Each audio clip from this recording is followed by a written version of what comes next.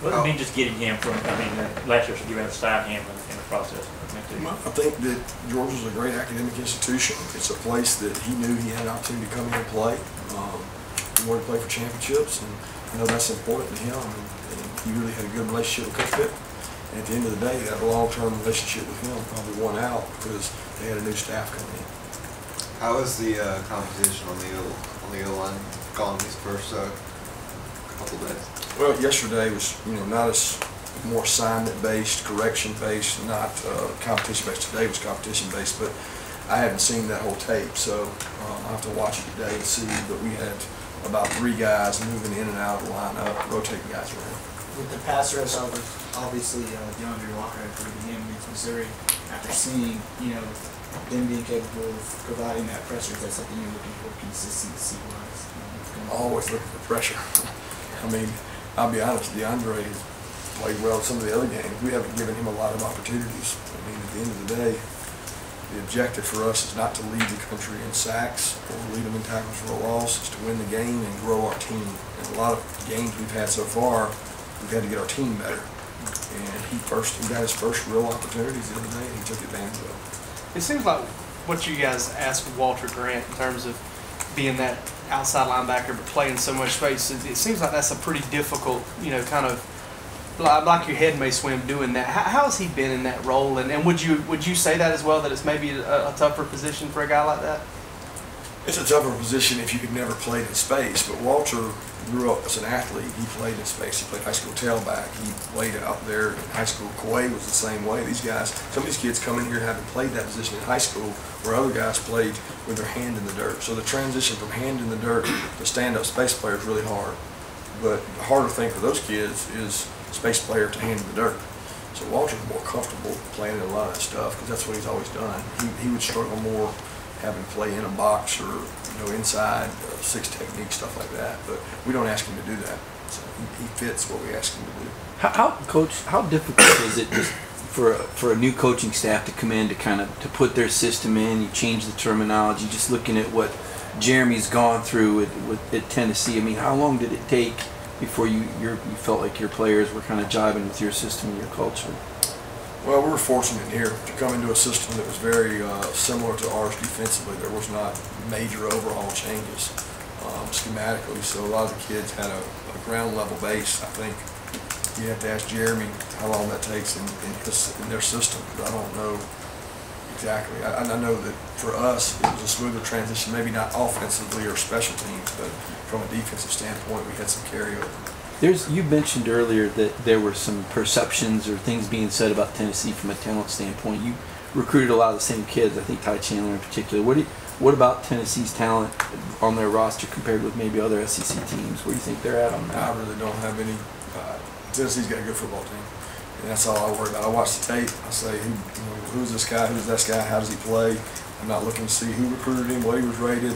Our concern is with us and stopping Tennessee. And that's really all I'm worried about. To follow up on the pressure and everything, I remember a couple weeks ago I asked you, about the balance of run defense and pressure on the quarterback, and like you had said, it's either one or the other. In terms of your run defense, do you feel like it going ahead and not facing teams that are going to spread you out like Missouri did? Do you feel like that may make it easier to stop the run? I don't know. I really don't think that it's one way or the other now. I think that you can be good at both. There are a lot of good defenses that can rush the passer and stop the run. I think that's a good quality to have. I just think that for us, it's stop the run first, given the choice of the two. Certainly, I want to be good at both. But, moving forward, I'm not really concerned with who we're playing coming up. I'm worried about who we're playing right now. And the biggest, most important thing to me is stopping the run. Do you think negative plays, not just sacks, I know affecting quarterbacks on school, do you think negative plays by the defense is important telling the staff? Absolutely. It's one of the most important stats we look at, and it's a havoc rate, its ability to cause negative plays, put people behind the sticks. And we've done off-season studies the last 3 years to see who led the country in tackles for a loss, why did they lead the country in tackles for a loss, what are they doing, what can we do that they're doing. Early on, we actually thought we were doing pretty well at that, and we haven't the last couple games done as well. So it's one of those things you always want to have to put people behind the sticks especially in today's day and age. I think to do that, you got to put yourself at risk sometimes, and we probably haven't done it as well as we want to.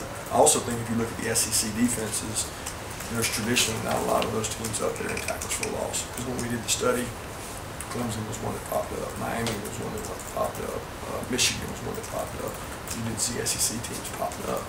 Why is that? I don't know. There's pretty good defenses in our conference. Kirby, you've had injuries on the offensive line, inside linebacker, secondary, running back. How do you feel about your depth, given that you guys perceived to recruit well the last 2 years? I don't think you ever have enough depth. I don't think any coach in the country would tell you I feel really good about my depth. I mean, if I had to say that, I would say it would be a receiver. But outside of that, I don't feel good about our depth. I don't think you can ever have enough good, ready-to-play players. And we're certainly going through that now. But we're also developing our young players. I don't think that enough people worry about that during the season. It's a long season. At some point, we're going to need somebody to play. So we get 3 reps. We put our best players in the scout team. I mean, Malik Herring's a guy that played 15, 20 snaps. He played on the scout team last week. And you know what? He played really good in the game because he did. We send guys down all the time to go be scout team players and come back. And I think that organization in practice really helps develop your players. I see it in Luke Ford. He's getting better every practice because he's down there with us getting slobber knocked. And that's the best way to get better. You guys talk about your practice is tougher than games.